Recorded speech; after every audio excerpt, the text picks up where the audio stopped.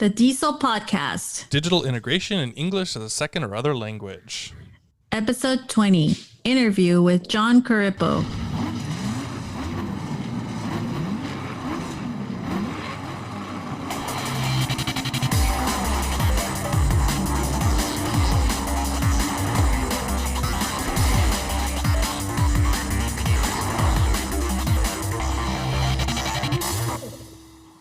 Hello, everybody, and welcome to the DIESOL podcast, episode number 20. We are your hosts. I am Brent Warner. And I'm Michelle Reyes. Hey, Brent. How's it going? It's going. All right. So we were able to jump in with an interview with John Corippo. We're talking about Eduprotocols, and in particular, we had a good conversation about how we can use them for our English language learners, right? Mm-hmm. So I think let's not waste any time. Let's jump right into it, and we can have a little chat later on. Awesome. Let's do it. All right. So John Corippo, how are you doing today? It is. I'll tell you, I'm doing good. I feel like, I don't know if you guys know that song by Ministry. I can't remember the name. I think it's Super Not, but there's a chorus line in there that says, "By God, we made it one more day." Yes. I hear you. It feels like that ever since early March for me. Right. So, yeah, it's a good time right now. So John, now we all know you as, head honcho over at Q and, right. All of those fun things, but also a new announcement came out recently that you are heading back to the classroom. Can you share a little bit about that? Yeah. Congratulations I'm first. Like almost pinching myself because being able to go back to the classroom with the things that I've learned on my kind of secret journey here at Q of, traveling the world and I feel like this Yoda-esque character, right? I've got this really cool toolkit right now, and I've got so many things that I can bring to my kids and my school. I just, my heart is totally full with the idea of being able to share these things. And one of the things is that I have to tell several of my friends, they're like, "What's up with Q?" I'm like, "I'm still Q. It's just that it's part-time." And so what's going to be going on is that I'm going to be doing a lot of live blogging from my classroom. Like Pam Hernandez, my boss, she's like, "I just want to strap a GoPro on you and just put that on YouTube." Yes, I like that idea. I want to do some things like that. But imagine Brent having somebody come up and do some protocols in my class and then interview them. And at the end of the day, like breaking it on down. I think there's I don't see a lot on social media about what is going on with the kids. Right. Does that make sense? Like there's a lot of great discussions right now, especially about equity, right? There's discussions about getting Wi-Fi to kids. There's teachers on YouTube talking about their feelings about teaching and their struggles, and those are all good. But I think the biggest thing that's missing is what's it look like? Right. How do I know if it's winning? And that's the one I'm going to try to really leverage. Yeah, that's interesting because we see a lot of. You see criticism of this too, of like the edu celebrity thing or whatever with beautiful classroom pictures with no students in it, and the design looks all nice and everything, but it's like, okay, but what's going on in that classroom? Is it as awesome as we're talking about? And you've been working with all this stuff for so many years, and sharing it out with everybody. I think that's a great chance for people to see. To your point, Brent, my classroom. My principal said, "When do you want to move in?" And I go, "Watch this." And I took my laptop out of my bag and I walked in and I said, "I moved in." But I want to be able to video the fact that you don't have to move in and make a quick 4-minute video and go, "Hey, look at my room. It's decorated." And then literally nothing will be up. Right. And I'm going to tell people, while some of those teachers are spending the last 3 or 4 weeks laminating and gluing things on desks, I'm going to be totally talking about experience. Right. I'm going to be making playlists and protocols and thinking about games, not as a secondary activity. That's going to be my wake up activity. And I want to really help change that metric because I think too many of us, and I've done it, right? You spend those last 4 or 5 days, you're in the classroom till 10 o'clock at night and your significant other's like, "Dude, what is this?" And then the first day of school, you're having extra coffee because you're gassed. I don't want to start the year gassed. I don't want to start like that. Right. So John, for our audience, you're talking about protocols, and of course we're talking about Eduprotocols. What are they and how do they work? Okay, so for new people to this, I'm going to kind of like work backwards. I'm not going to tell you what they are. I'm going to tell you what they aren't. They aren't a workbook. Awesome. They are not a workbook. They are not a program that if you make it through all 80 pages in the program, that the kids will be about the same as they were before. Do you guys ever think about it that way? Like, yes. They're the same. It's not a thing that requires teachers to work more. That's one of the things I think that really powers this is you can do a lot less work. It's not a thing that has a lot of controls. Like if any of you guys have heard like rigorous curriculum design or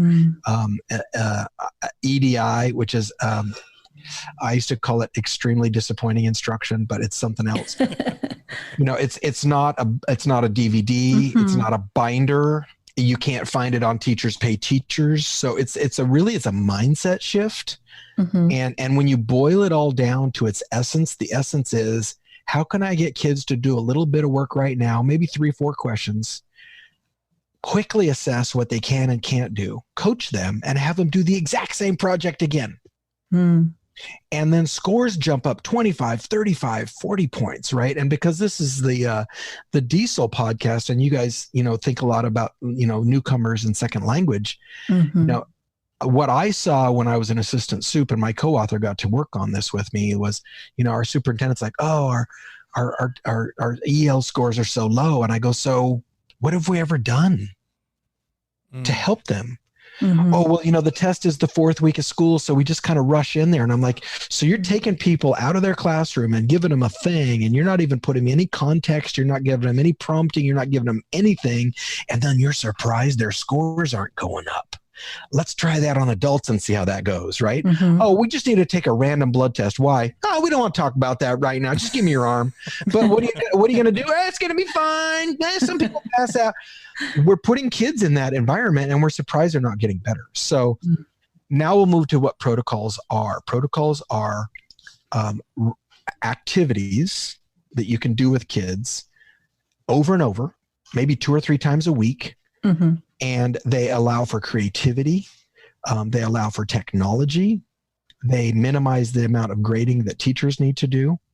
And they reduce the workload dramatically. And I see Brent here vigorously nodding his head.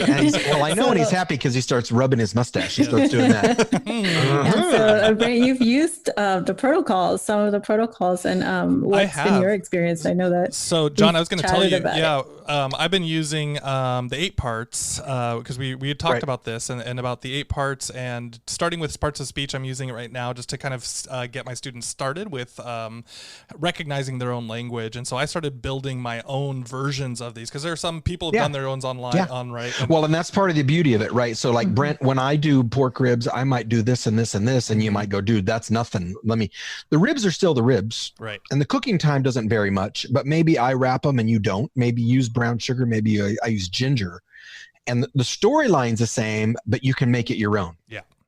Yeah. And so I'll share, because I put out, or I've made like 8 for my summer school class right now, for them to go through. This is just my first few rounds, to get them going with it and get them used to moving on their timing. But they're getting faster, right? So the first time they're like, oh, it takes some time, right, to kind of figure out what they're doing. And then like next time they're like, okay, we kind of get that process. And then I'm pushing them a little bit. I'm saying, you guys don't need this much time to do it. Like you can do it in 5 minutes faster than this and 5 minutes faster than this. And so I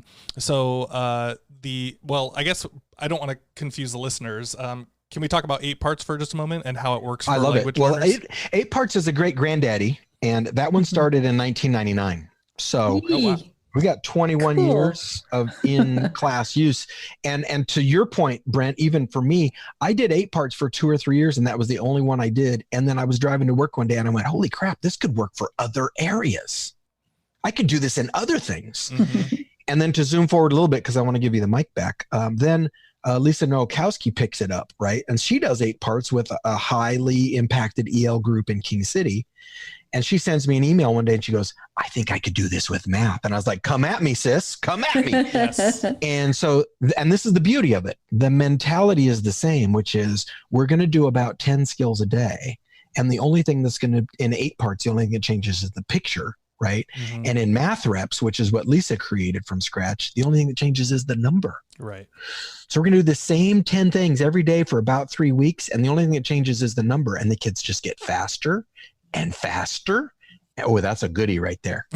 So, but I wanted to inject that bit of it as you're talking, Brent, because I want to hear your thoughts. But really the idea, the basic concept of 8 parts is, how can we do 10 standards a day? Because if I do 1 a day, 3 days from now, I'm going to be overwriting what they just learned in their short-term memory.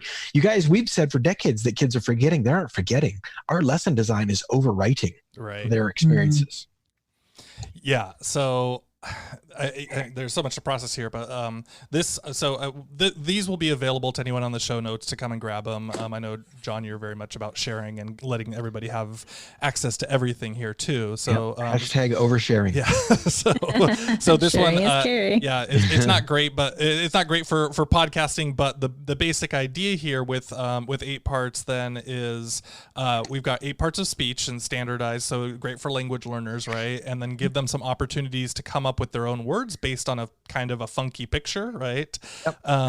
Or a GIF or a meme.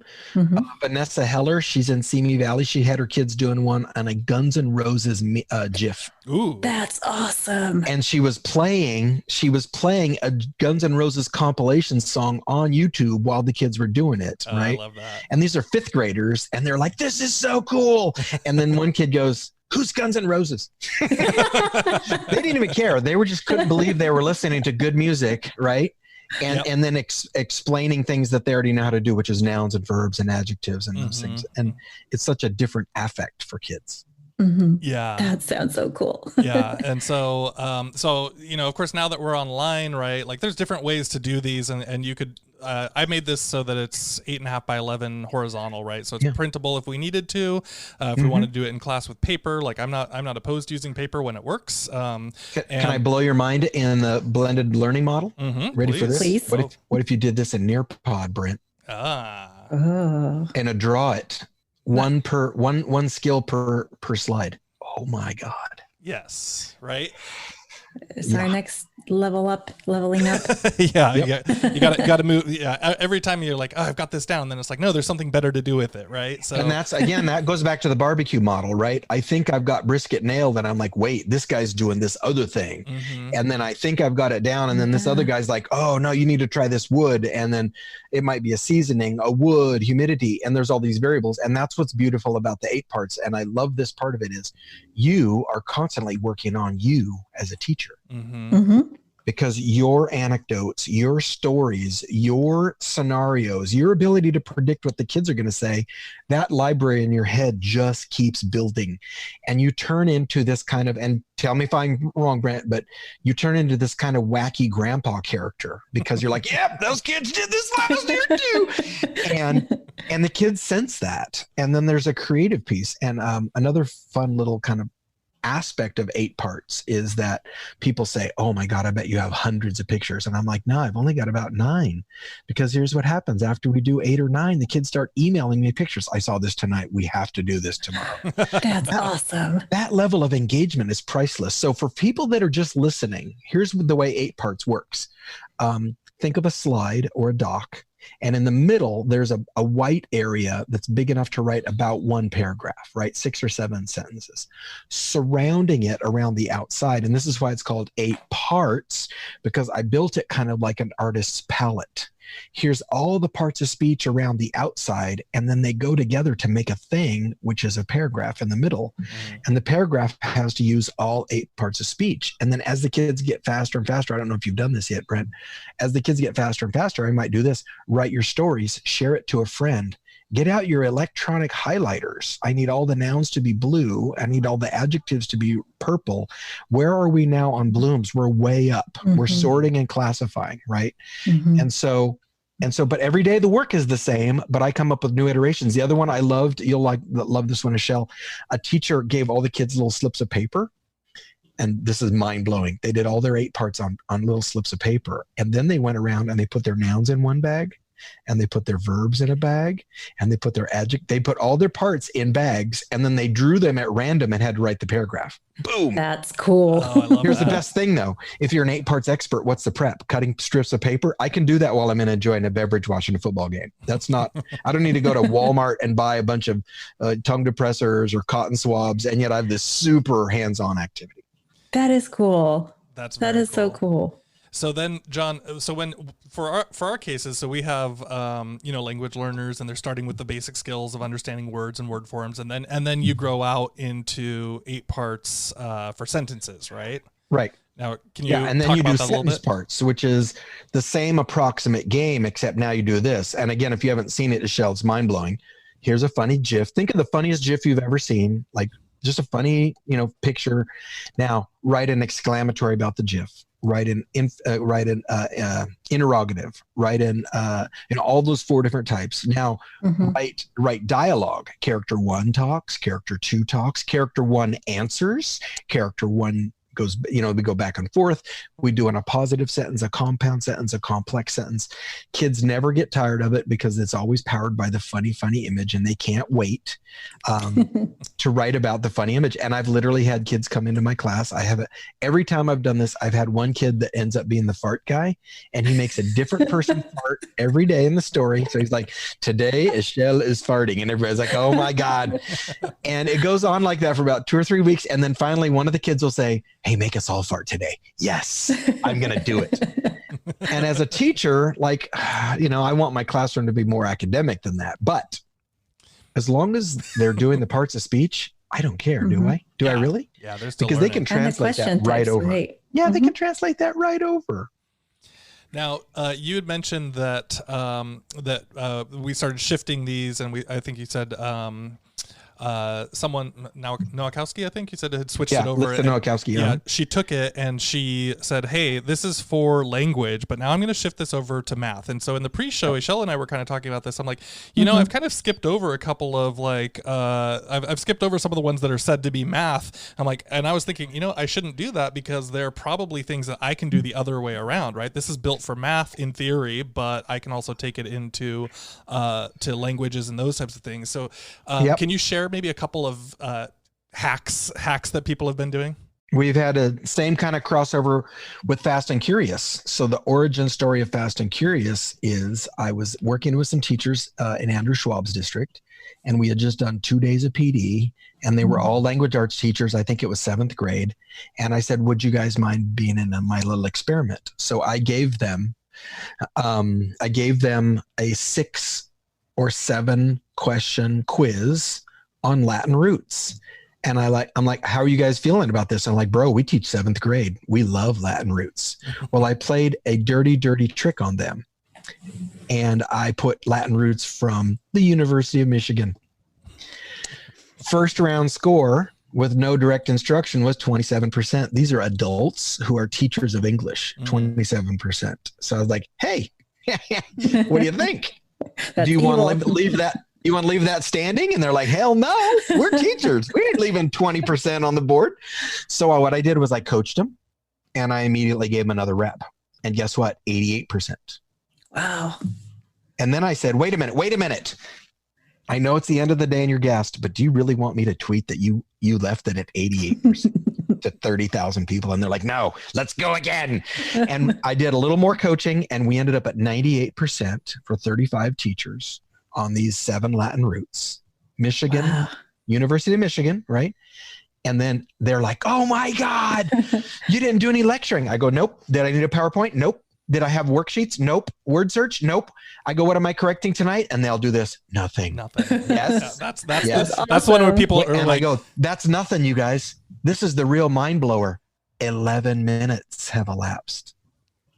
That's awesome. That is so awesome. In a 50-minute class, we got 39 minutes to go. And guess what my lesson plan for tomorrow is, you guys? And they're like, same thing. Yep. What's my prep time? Nothing. What are the odds that we'll start at 80% tomorrow? Right. And this is just what a good coach would do. Mm-hmm. This is nothing different. Mm-hmm. Brent, if you were going to play football, I threw the football at you, you don't catch it. I say, oh, I'll tell you how you did on Friday. Right. You coach, I say, no, put your hands, make a basket. Okay, watch this. I'm going to move closer. Let's try it again. Okay, let's say you get it close and you drop it. I'm going, okay, now here's what we need. You need soft fingers. I'm going to take you through a process.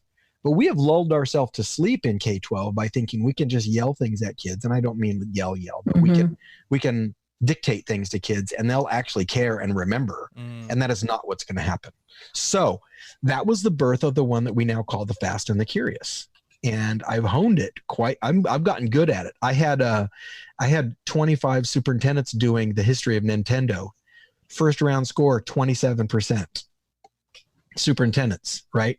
One superintendent in the middle says, "This is dumb. I'm stopping," out loud. Really? I'm like, "Oh, good modeling, bro." But he didn't know we were doing the Fast and Curious. So I coached them all up. And the superintendent with the bad attitude went again and got 100. And I'm like, that's what good teaching looks like right there. And you can train your people to do that in under an hour. And once they think like that, they can extrapolate that to all areas. Now, back to your original question, Brent. Turns out Fast and Curious works pretty awesome for timed math. And so Lisa Nowakowski, I email her and I go, I want you to do Fast and Curious with your times tables. She's got 5th graders. And she goes, this is your answer. Her answer, you'll have it. I don't do time math. I'm a good teacher. And I'm like, I know what you're saying, but I need somebody to do an experiment for me because I think this will work, but I don't have 30 kids and I can't give adults timed math. They'll pass. Right. So she does it. And she emails me back about 4 days later, and her email was, "Holy crap, this is amazing." And I said, "So tell me the story." And she goes, "Well, in about 5 days, my class grew from 38% on the times tables to 67% on the times tables. And I'm not correcting anything." She went about 3 weeks and ended up 96%. Now, I want you to just pause and think about this for a second. If every kid in your self-contained classroom can do their times tables and division tables, how's the rest of your year look? Right. You have time for a lot of other stuff. A lot of other stuff. It's the same thing with sentence parts and sentence parts, which is we tend to gloss over the parts of speech because we don't hook them to a product, and the product is a paragraph, right? And so on sentence parts, I've had kids that can do the sentence parts assessment, and we can get into that in a minute. I've had kids that have done the sentence parts assessment in 12 minutes. What's your mastery level if you can do 22 sentences in 12 minutes? Wow. Right. So to your point, Brent, yeah, several of the protocols do cross over. And now we've got people doing the math reps thing. Kristen Morales, I don't know if you guys follow her. She's out of Fullerton. She's using math reps in Trig. Yikes, that's cool. Same concept. And all you have to do is go to mathreps.com and you can grab them all for free. So I think that that's a good place for me to stop. But just I'm going to go back to what Eduprotocols is. Give them the question, coach them up, give them feedback, and then give them the question again. And in some cases, that's again tomorrow, right? But the growth is stupendous. Yeah, that's so we'll share this. Of course, there's access to all this information available, but certainly worth looking at. And I'll give my templates out there for people too who want them. All right, so we have a winning review. Awesome. And again, as a reminder, if you want to get a one-of-a-kind DIESOL pin, show us what you've got, leave us a review on Apple Podcasts. And if you're giving us a shout out in any other way, just tag us on social media or shoot us an email with a screenshot. And the winner this time goes to FHZJFNFV. So if you're out there, this person wrote about episode 15 and they write, "Love this episode. It tied in so well to what I'm doing as a last activity in my classroom. Everyone is introducing and describing a resource activity to learn English that has really helped them. This is to encourage continued learning during the summer. Thanks." So if you're out there, you have won a pin. Again, you have a chance to win. So show us what you've got.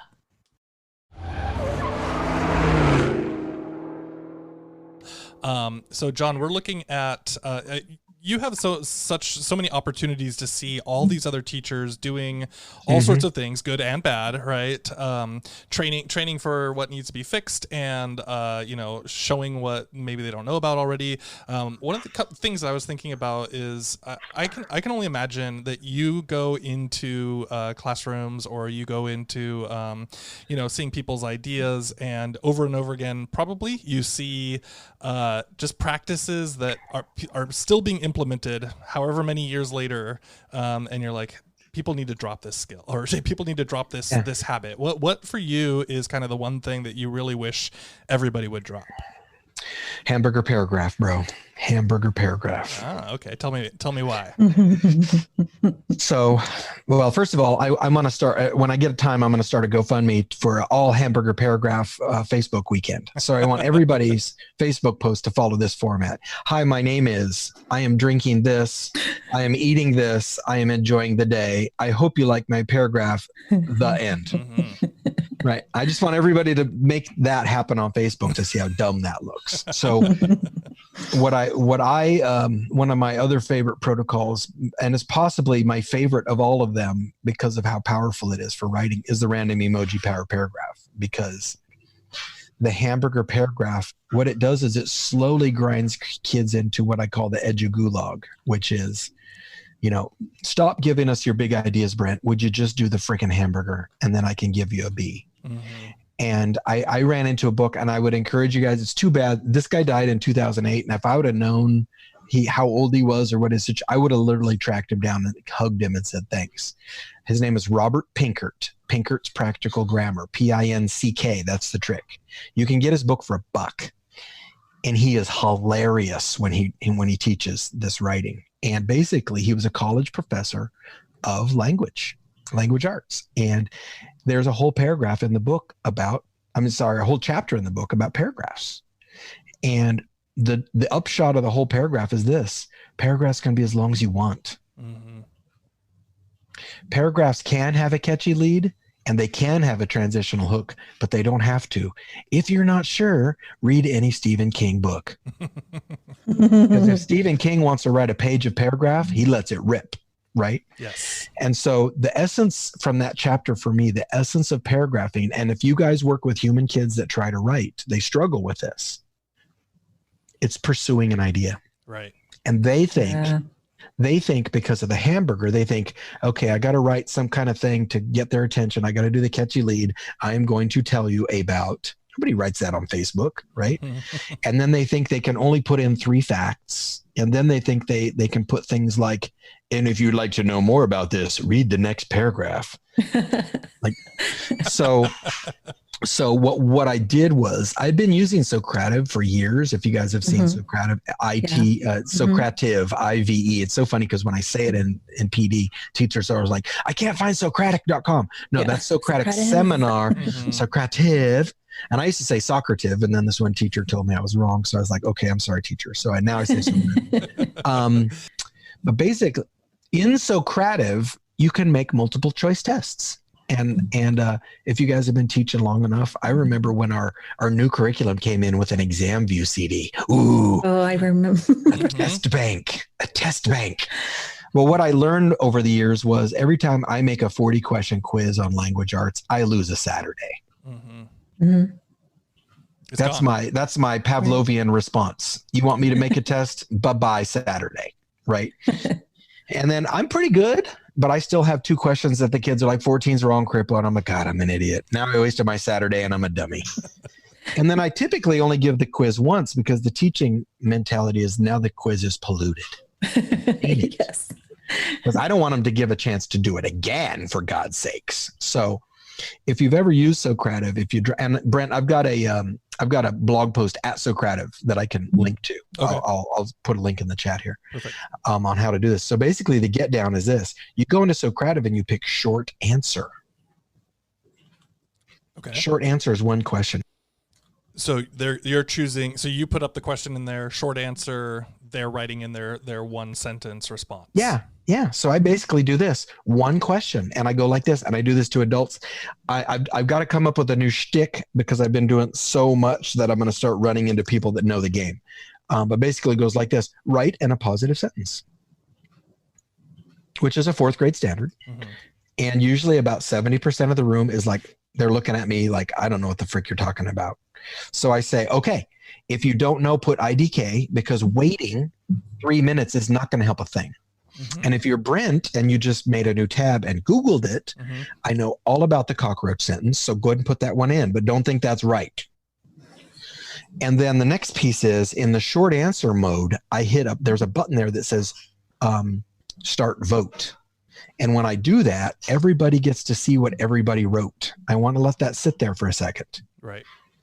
Everybody sees what everybody wrote. A lot of teachers are afraid of that time, but I'm embracing it because the kids never see what they write. And that's a problem. And if I'm worried about kids doing an F word in my class, I have a culture problem. That's a whole other problem. But I can actually preview those and pull them if I want to. So basically what I do is I ask them one question, write in a positive sentence, and usually between 20 and 30% of people get it. And so then when I hit start vote, they immediately see, and I'd say this very purposefully with teachers, how long would it take me to get 35 papers in my hands? And usually people yell out forever. But I'm a teacher and I know they meant feels like forever. But let's say it's 4 minutes. Let's say it's 4 minutes. And then I say, okay, we all agree? From the time I say turn in your papers in my hand, 4 minutes. And they're like, yeah, that's pretty good. I go, what % have no name? And they're like, oh my God, at least half. So with the start vote mode, I do this. There's 30 butts in the seats today.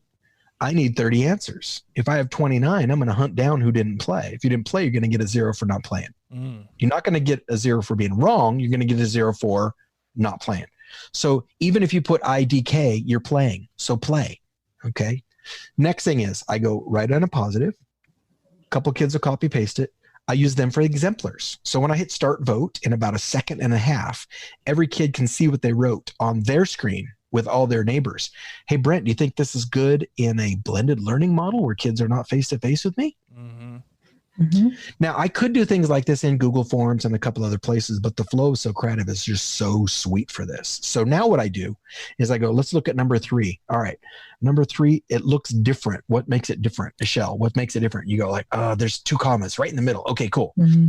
So on a positive has to have the 2 commas. Brent, what lives inside the comma? And Brent's like, man, like it's a fact about the subject. I go, exactly. It's an extra fact about the subject. So then I do this.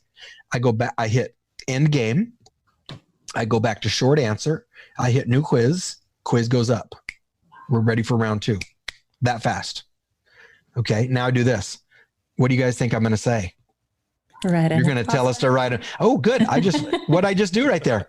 Academic language, right? I made them say it. What do you think I'm going to do? Oh, yes, we are going to do it in a positive sentence. Brent, I know you're stoked because you get this. Now stop it because I need this one to be about Bon Jovi. And if you don't know who that is, do your best. But it has to have the words Bon Jovi in it. Why did I do that, Esol? So that they're creating a new sentence? Plagiarism, babe. Plagiarism. Because now I've showed them that you can Google a positive. So they're going to try to Google it. But I can control it by saying this a positive will feature SpongeBob. A positive with SpongeBob and Bon Jovi. Positive with SpongeBob. But I only give them like a minute and a half. So there's not enough time to search, right? Right. And then they all do it. And we do about 4 rounds of those. How good do you think kids are going to be at positives with 4 rounds of that? Ooh, better than they were at the beginning. Because I'm going to tell you, I've done this with human kids, 6th graders in class. First thing is the teacher told me, she said, I've never seen kids mad dogging it like that on the keyboard. They were busted. Okay. Second thing is we probably get to like 92, 94%. It's not everybody, but everybody gets better. Okay. What am I going to correct tonight, you guys? Nothing. What's the lesson plan? What's the lesson plan for tomorrow? The same thing you did today. Yeah. Except I'm going to say things like must have LL Cool J. If you don't know who that is, you need to check out the music scene. So that role is, and guess what I'm going to do the next day? Repeat. Same thing, repeat. But faster. Right. And so then I do that for about a week or 2 until they can drop it at a hat. Now here's where it gets fun, Brent. When I go to do my 8 parts this week, must have and a positive. Oh, cool. Right, I just winked at you. You couldn't see it because my video's off. Yeah. Now I do, when you do your today, you must have a positive. Now there's 2 other branches on that. I usually start with a sentence because it's easier for you to process. But imagine this. There's a website, and I'm going to look it up right now. A teacher named Ian Bird made a thing called the random emoji generator. I may have heard of this. Which what it does is from you. Yeah, from me. It generates random emojis, right? Mm-hmm. And now what I do is I'm going to take you guys back where I was. Remember when I said the key skill of a paragraph is to what? Pursue an idea. So now I'll put this in the show notes. If you just Google Ian Bird, B-Y-R-D, emoji generator, it pops right up. And so basically now I do like this. I put up one emoji and I go like this. This one is going to control the whole paragraph. When you stop writing about this one, you're done, because you're going to get a new paragraph and they're free. So right now I have a subway train. So I go, okay, everybody make a sentence about the subway train in Socrative. Do not hit submit. Just write the sentence. So they all say, I was riding on the subway with my friend Brent, or Esol and I were riding on the subway. We're headed to the blankety blank concert. Well, then I hit the button that says, and then, and I'm doing this live right now. Now I've got a picture of a spigot with like a cup under it that's ghost busted out. So no water, right? So now I do this. Esol looked over at me and said, do you have any water? And I said, I do not. See how we're staying on the topic? Mm-hmm, mm-hmm. Now here's, and then there's a picture of I just got a shrimp emoji. So then I'm like, whenever I get really thirsty, I think about eating shrimp, and I'm going a little crazy right now, Esol. The next one is an artist's palette. So the trick is for the kids to hook that all together. So then I might say, and Brent said, well, we're going to go to the art show first, and then you can have your darn shrimp. And then the last sentence is, and this is perfect, the emoji I got was side eye. Okay, I got a side eye. So I can wrap this up by saying what? And that was the look my friend gave me. He side-eyed me when I said art show plus shrimp. So I'm pursuing an idea. I'm staying on that same topic. So this is a true story. I had 90 kids. I went down. You guys know Laura Spencer, right? Yeah. Laura Spencer is a friend of mine, and I went down and did some guest teaching in one of her schools. And so this happens to us a lot. So I said, I can come down and do some 6th grade. Well, they brought all 3 classes. So I had 95 6th grade. And I'm like, oh yeah, this is not going to be a problem. This is going to be fine. And so basically I had them do the lesson I just did with you guys. I took them through a round of positives. I dropped them into a random emoji with no coaching. I just wanted to see what I would get. Guess what happened? On the first round, you know the no bear? You know the bear that's got her paw up to like, no, let's just not. I don't know if I've ever seen that. Look up the no bear meme, meme, because it's a good video. Oh yes, I know which one. Yeah. So this is a good visual for us because we're in theater of the mind. So we did our first random emoji, and when I hit start vote, they could see what all 95 kids had written, right? And before I could even respond, all their hands go up like the no bear, and they do this. Mr. Corippo, we can write better than that. We can write better than that. And I go, what's the problem? And they go, look at the last sentence. Almost every kid's last sentence had been, and they all died. But since every kid saw what the pattern was, their first reaction was, we don't write like that. We can do better. Mm-hmm. So watch this magical moment. You want to do another? Yes. Wow. You want to write another paragraph? Are you begging? Yes. Okay, here we go. So we did another with a totally the same game. So what was their cognitive load on the second round, you guys? Higher. Yeah, lower. They blew right through it. Yeah. Understanding better. The first round, there were all these little popcorn questions. What about this? What about this? To ask your friend. It's all good. You know, da da da da. The second round, just typing, because they knew what the game was, right? So the first paragraph took like 8 minutes, and the second paragraph took like 3 minutes, right? So then I go, you guys ready? I'm going to hit start vote. What is the answer we do not want to see? And they're like, they all died. Right. So when I hit start vote, they start looking through, and they all start laughing. I go, it's funny. They said, look at AE, look at AE. And guess what? And then they all died. And I go, so what do you guys think of that? And it was pretty funny because they all kind of went, it actually works for this one. Yeah, that's not bad. That makes sense. So that's so great because they're point of processing that it, is, right? like what I said, it's fast feedback. It's immediate growth. They believe in me as a leader because they're getting better. It's artistic. It's creative. It's social. And what's my prep for tomorrow? Nothing. Mm-hmm. So imagine this, Brent and Ishel. I do that Monday, Tuesday, Wednesday. Thursday, I go like this. Open a doc, write 7 of positives. Must have shoes, Bon Jovi, SpongeBob. I just put out random things. Go. How are they going to do? They're going to terrorize it. They are going to terrorize that thing. Mm-hmm. And then when I come back in next week, they're going to be like, come at me, bro. What else you got? Because I feel like I'm actually writing now. And they're going to be asking for this activity. I can already imagine my adults asking for it. Yeah. Kim Bogie, who's another Eduprotocols heavy user, she said her kids will routinely email her and say, hey, we haven't done this protocol for a while. It's time to do it again. Really? And yeah. And when she was still in class, when she would have subs, the kid, she was making sub plans like regular, and the kids were like, Miss Bogie, why are you doing that? And she goes, what do you mean? She goes, well, we could just do an Iron Chef and a cyber sandwich and a couple of random emojis, and then you don't have to do all that work. She's like, I don't have to. I'm good with that. I'm good with that. So she would literally just freeform it, and she'd say, work in teams to make your own Iron Chef today on something in history. Here's our Fast and Curious for Latin roots for the week. Do this for science. Do 3 random emojis for your writing today. Do 2 bukakuchas. And the kids are like, okay, all right, we're good. They're just taking care of themselves.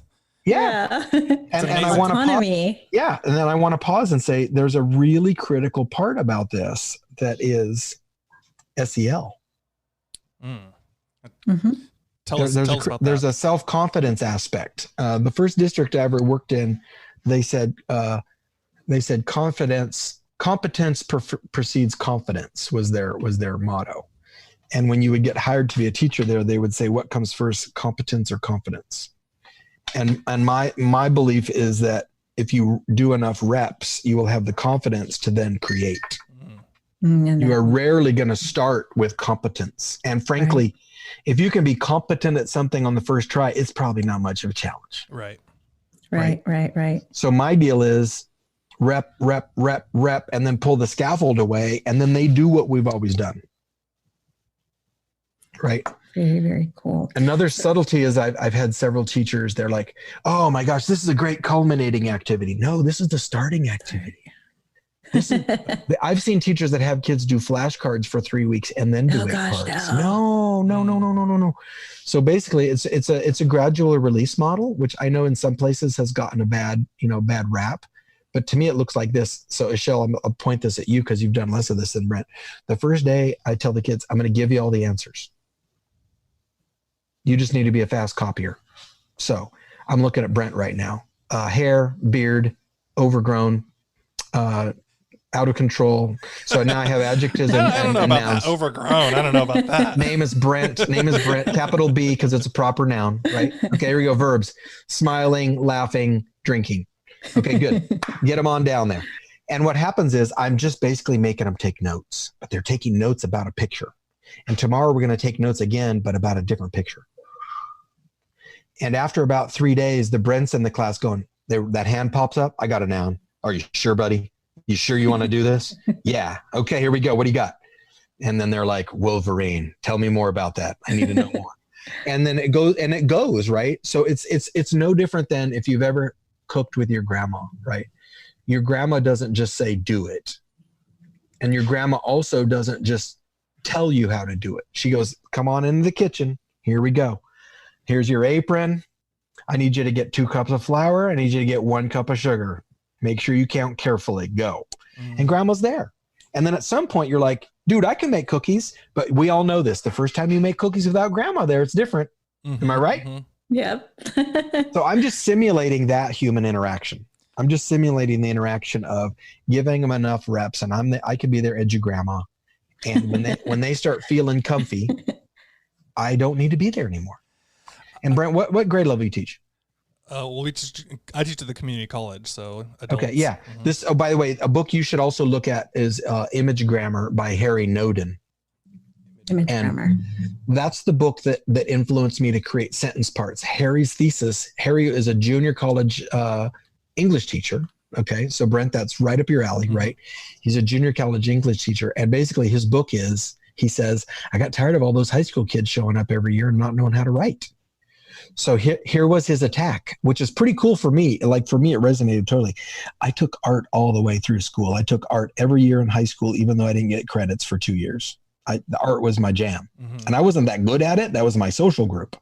And then I took art at Fresno City. You know why? This is my safe place. And then I went to Fresno State, took art. You know why? Safe place. So Harry basically says, Harry Noden, Noden, he says, if you teach kids the 7 brush strokes, the rest of it takes care of itself. And the brush strokes are the type of sentences, which is why I love teaching positives. Mm. And if you say to your kids, and I've done this with 6th graders, ready? Write a compound sentence. Go. Now, write a complex sentence. Go. Write in a positive. Go. Write a semicolon. Go. If kids can do those at the drop of a hat, how are their paragraphs going to look? Beautiful. Oh yeah. In fact, beautiful. One year the 7th grade teacher came to me. I'm so happy to be getting back to these kinds of incidents. My 7th grade teacher, Sherry, she came to me and she goes, "Hey, what'd you do last year?" And I was like, oh, I don't know how this is going to turn out. And I go, I just did my thing. Why? And she goes, "It is raining semicolons in 7th grade." And I was like, winning. Aren't you so happy? Aren't you so happy that you don't have to teach them that now? Right? All she's got to do is slow them down. Yeah. And so now she's like, I don't have anything to teach them this year. What's wrong with that? Teach them fancier stuff. So I think the protocols are also super important on a cross grade continuum, where if I could get somebody to teach all this in 4th grade, and then I teach it in 5th grade, Brent can pretty much teach anything he wants in 6th grade because the kids are actually skilled at writing all of the 7 major kinds of sentences. Once you know that, the world's your oyster. In reading, my parallel storyline is I use Iron Chef to teach kids all 36 literary devices. I'm going to let that sit there for a second. Wow. In your textbook, you're going to get alliteration, onomatopoeia, and foreshadowing. Can I get amen? That's what they're going to give you. But if you read the standard, it says the common literary devices in grade level appropriate books. Well, and then there's an ellipsis, and then, there's an EG, and it says EG, alliteration, onomatopoeia, foreshadowing. And then there's an ellipsis. The ellipsis means more stuff after this. And just by happy accident, I went to my one day of BITSA. I want to say that again more slowly. One day of BITSA in 1997, which has now turned into a year of BITSA. My one day of BITSA, they showed us a book that had all 36 common literary devices in it. Let me give you an example of some of the ones we rarely teach. Poetic justice. Parallelism. Yeah. And then I got really into analogy and metaphor. I saw a quote, and I think it was by Socrates, but I can't find the quote anymore. I literally had it on my computer in 97, but it said, metaphor is the most important of things because if you can understand things in the symbolism of things, you can attach meaning to everything. And guess what we don't teach our ELs? Metaphors. We don't teach it. And then we're surprised that they don't do as well academically. So what we're really doing, and this is the perfect time of all of history to be able to say this politically, we're denying them access Right. to the standards because we're strapped to the curriculum. And even in my class, irony hits at page 375. What are the odds that that's the week before CASP? Right. So I basically flipped my whole textbook upside down and I said, what's the stuff they suck at? And they have no concept of metaphor. So I'm going to do that the first day and we're going to practice 143 times before we hit the end of the year test. I'm not going to push it to the end because it's hard. I reject this concept. I reject the concept that people of color or people of second language learners or resource students need to wait to do the hard stuff. That is infantilizing children. And we don't need to do that. Those are the same kids that are making web pages and starting screen printing businesses and have 7 Venmo accounts and can show me the best price on snowball mics on Amazon faster than I can. And then I'm going to think that because of the curriculum, I'm going to deny them a metaphor. That is crap. Right. So, John, I want to shift over a little bit, and I'm just wondering. So you mentioned Socrative, but if you could use only one technology to help language learners, and I know this is maybe hard because it's nope, what it's not would hard. it be? Oh, okay. What would it be? If I could only truly have one, it's going to be Google Suite. Nice. Awesome. Now, strong second and third place quizzes. I can do some crazy good stuff with quizzes. Because what I got to ask myself is, if I go Google Suite, am I going to have to go back to crosswords and word searches? And I'm going to say, no, I'll figure out how to do it in Google Forms, right? It's not as good, but it works. I love Socrative. I like GymKit a lot. Brent, GymKit, your adult learners should love GymKit. That's the that's money, right. the one where you bet on it, right? Yeah, you make money in the game. The only downside to GymKit is the freemium side is really limited, but it's $9 a month. That's a sustainable amount for me to pay. But what GymKit is it matches the aesthetic of quizzes, but you see the words over and over again. So dig this. You'll love this, Brent. You can do boss battles in GymKit. You know what a boss battle is? No, tell me about that. You got to out-earn the whole class. Oh. Ooh. You're basically taking on the whole class. And I think what a fun interaction for kids, right? And so basically the way it goes is you can set it up by time or money. And so every time you get something right, you get a certain amount of money. And then you can say, we're going to play until your team has earned $400 or your individual has earned $400. And then once that happens, because I'm in the fast and curious mindset, I coach them a little bit and then I throw them right back in and say first team to 600 wins. Because I'm not going to let GymKit do all the work. I'm going to let them do the initial instruction. I'm going to clean them up and I'm going to throw them right back in for round 2. And it is hilarious to do this with adults because they'll be like $100 minus because they're just missing them. But then when what happens in GymKit though is it repeats. So those same 7 questions keep coming back over and over again. And every rep, they get better. They get better. They get better. So that's the differentiation there is in quizzes is one shot deal. In GymKit, it just keeps going. I was up in Nevada and there was a teacher I walked by while I was doing my TWA teaching. And she goes, "Hey, I keep getting the same word." And I'm like, "Yeah. Yeah, it's called reps." And she goes, "Can I take notes?" And I was like, "Oh my God, are you volunteering to take notes in PD?" And she goes, "Yes." And I go, "You should hurry up. There's another question coming up." Kids will do the same thing. And so instead of them pretending to do a crossword or Brent screenshotting his half-done crossword and sending it to Esol, who does the next third and then sends it to John, I'm going to make them do it right in front of me. I'm going to make it do it in a fun way. And I'm going to give them immediate feedback. And that's how you get nominated for Teacher of the Year, because they think like, oh my God, this is so good. And here's the sick part. It's way easier. It's way easier. I don't have like lecture PowerPoints. I just have them play a game and then coach them on what they did bad. So my prep is ridiculously small. Yeah. So I was thinking earlier, John, you're kind of, you know, there's so many good ideas here. And I am glad that teachers are mostly home right now, because if they're driving their car, they'd probably all be pulling over to the side of the road. let me write this down. No need to write it down. Free lifetime to support for free tech support for life. So just wait till you get home and start texting me and tweeting me. And bear in mind too, you guys, I think we've only talked about 3 protocols. There are 28 identified protocols. No, I can go deep on this. All right, so this is perfect. So John, there's a ton to think about, but let's before we let you go, we do a little thing called Fun Finds, where we just share something that's been fun or engaging for us recently. I have an addiction with Fun Finds in general, so this is perfect. Perfect. Esol, okay. What's yours? What do you got? What do you got for fun now finds? I feel like my fun find is like super tiny. All fun finds are good fun finds.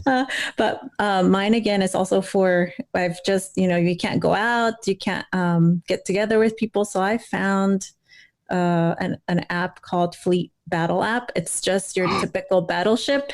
Oh, And what I do is I talk on the phone with someone and we play. And that's just sort of, I mean, you don't have to be on Zoom. You can just have your phone on speakerphone. Oh. It's free and it's actually pretty good. It doesn't have. So it's basically a battleship type of game, right? It's just a battleship game. Yeah, you can't. It's just I found it just for fun. It's not necessarily an educational. So just a conversation piece. It's just pure fun. It's just for fun. Yeah.